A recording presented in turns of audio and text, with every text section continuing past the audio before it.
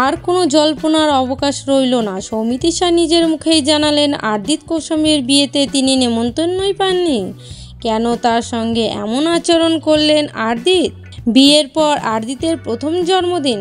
আরদিতের এই স্পেশাল দিনে নতুন বউ কৌশাম্বীর তরফ থেকে এসেছে আদুরে শুভেচ্ছা বার্তা। জন্মদিনেও ফ্যানদের ভোলেননি আরদিত। এদিন সময় মতো ভারতলক্ষ্মী স্টুডিওতে এসে নিজের জন্মদিন পালন করলেন ভক্তদের সঙ্গে। সোশ্যাল মিডিয়ার আরদিত ভেসেছে শুভেচ্ছা বার্তা। তবে স্বাভাবিকভাবে আরদিতের জন্মদিনে চুপ সৌমিত্রিষা। দুজনের সম্পর্কে তিক্ততার খবর নতুন নয়। আরদিত কৌশাম্বীর বিয়েতে সৌমিত্রিষার অনুপস্থিত সেই জল্পনাতেই শিলমোহর দিয়েছিল। আরদিতের জন্মদিনেই বোমা ফাটালেন সৌমিত্রিষা। অবশেষে আরদিত কৌশাম্বীর বিয়েতে না যাওয়া নিয়েই সত্যিটা বলেই দিলেন মিঠাই রানী। আরদিত কৌশাম্বী দুজনেই তাকে বিয়েতে নেমন্ত্রণই করেনি।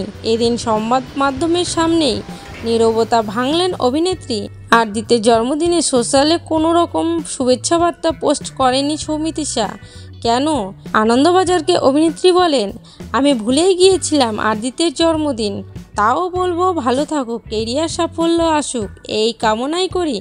একই সঙ্গে বিয়ের অনুষ্ঠানে না যাওয়ার প্রসঙ্গে সৌমিত্রিষা বলেন, নেমন্তন্নই পাইনি তাই দেখা যায়নি। আমারও তাদের শুভেচ্ছা পাঠানো হয়ে ওঠেনি। মিঠাই চলাকালীন প্রেমের সম্পর্কে জড়িয়েছিলেন দুজনেই। তখন থেকে এই সম্পর্ক নিয়ে সবটা জানেন তিনি।